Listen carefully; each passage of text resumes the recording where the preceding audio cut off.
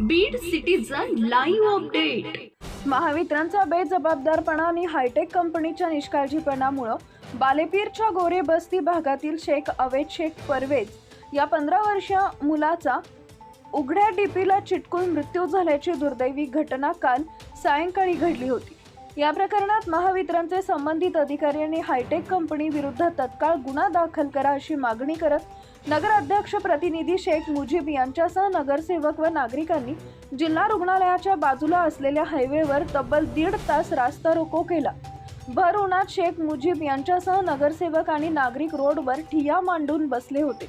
जोपर्यंत गुन्हा दाखल होत नाही तोपर्यंत उठणार नाही अशी आक्रमक भूमिका यावेळी आंदोलकांनी घेतली।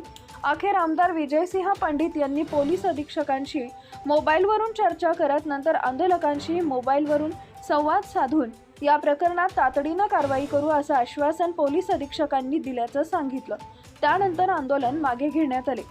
बीड शहरातील बालेपीर भागातील गोरेवस्ती बेचिल शेख अवेद शेख परवेज या 15 वर्षीय मुलाच्या मृत्यूस कारणीभूत असलेले महावितरण संबंधित अधिकारी आणि त्याची जबाबदारी असलेल्या हायटेक कंपनीवर गुन्हा दाखल करावा अशी मागणी मयत मुलाच्या नातेवाईकांनी केली होती।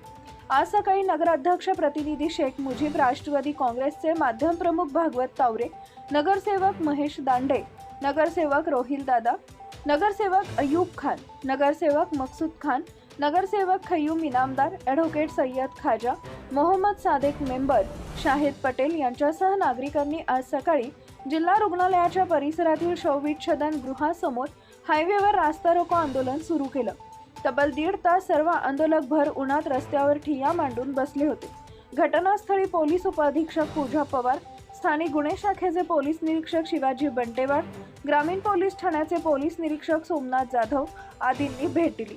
आमदार विजयसिंह पंडित यांनीही या प्रकरणाची दखल घेत तातडीनं पोलीस अधीक्षक नवनीत कोवत यांच्याशी मोबाईलवरून चर्चा करून त्यांना घटनेची माहिती सांगितली। पोलीस अधीक्षकांनी या प्रकरणात तातडीनं चौकशी करून कारवाईचं आश्वासन दिल्यानंतर हा रास्ता रोको आंदोलन मागे घेण्यात आला। अशा घटना खूप होतील जर वेळोवेळी जर याची दखल नाही घेण्यात आली तर ही घटना पुन्हा होणारच आहे। याचे जे कोणी जबाबदार आहे, बीड शहरामध्ये आपण कुठेही पहा खूप डिप्या जे आहेत उघडेच आहे।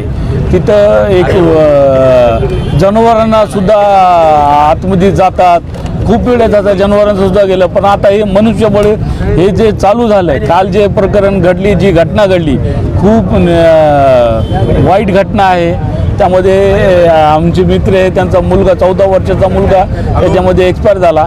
हे जे कोणी दोषी आहे, जे हायटेक कंपनी असो किंवा जे विद्युत पुरवठ्यामधले जे काही कर्मचारी आहे त्यांच्या सगळ्यांवर जे तर अशा मनुष्यबळाचा गुन्हा दाखल झाला पाहिजे। जोपर्यंत असे गुन्हे दाखल होणार नाही तोपर्यंत हे लोक हे जे सेफ्टी जे काही करायचं आहे ते करणार नाही।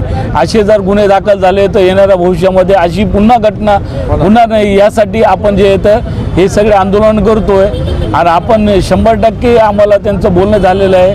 विजयराजेंनी सुद्धा, आम्ही राजेंना फोन केला आता, विजयराजे मुंबईला आहे, त्यांचं माझं बोलणं झालं आहे। ते आता SP सुद्धा बोलले, ते DYSP मॅडम आम्हाला म्हणून गेले की तुमच्यावर गुन्हा दाखल करू। पहिले तर ज्या लोकांवर त्यांनी गुन्हा दाखल करा त्यांना सोडून 15 घंटे झाले, त्यांना तर एकही गुन्हा दाखल करण्याची भाषासुद्धा नाही झाली, नोटीस पुन्हा नाही आली, पण ते आमच्यावर गुन्हा दाखल करू असं म्हणून दिले, असं बोलून गेले। आता ते त्यांचा काय भाग असेल ते त्यांचा वेगळं राहिला। पण विजयराजे आता मॅडमला सुद्धा बोलणार आहे आणि SP सुद्धा बोलले याच्यामध्ये 100% गुन्हा दाखल होणार आहे। आता राजेंसुद्धा म्हणले की यांच्याकडून आम्हाला काही लेखी देणार आहे। Subscribe now and press the bell icon. Never miss an update.